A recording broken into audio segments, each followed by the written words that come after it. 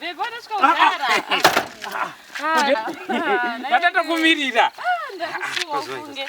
Ko ndiye anawayena. Sister yangu hii. Azvionesha marungu ane munhu mukuru. Kwakuchikorere kunokaonera munhu mukuru. Sorry baby, next time chaendega unoita. Ndine zvinhu zvatida kuita mukati umu. Alright, it's okay. Chaendega next time. Nai mani. Ini ndo zengera mamchitisa hanziba mnywane motikari ere. Ya Mazda ka. Mazda yemeruni yeye. Nai bamnini. Asi musikana wanyana kukudzera kuti kukama kutobetsera kutenga motikari online.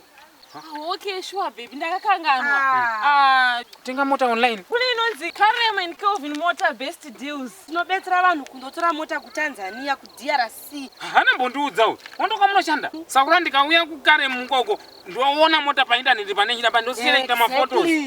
Mama nditatenga yandoda. Motenga yamona tinokutorerai, tokupai. Cheap price. Ayo, saka zomoita ka ngatipinde nditomanya kuKarem ikoko. Ndino nditipa mandi pepesera uri push. Nezve zviona. Takupusha. Aiwa. Iwe bona dzakachipa vanofunga pushiwe bamnini. Aiwa, ndokwanda kutoenda izvi. Saka tinogara pai. Unopusha mazo.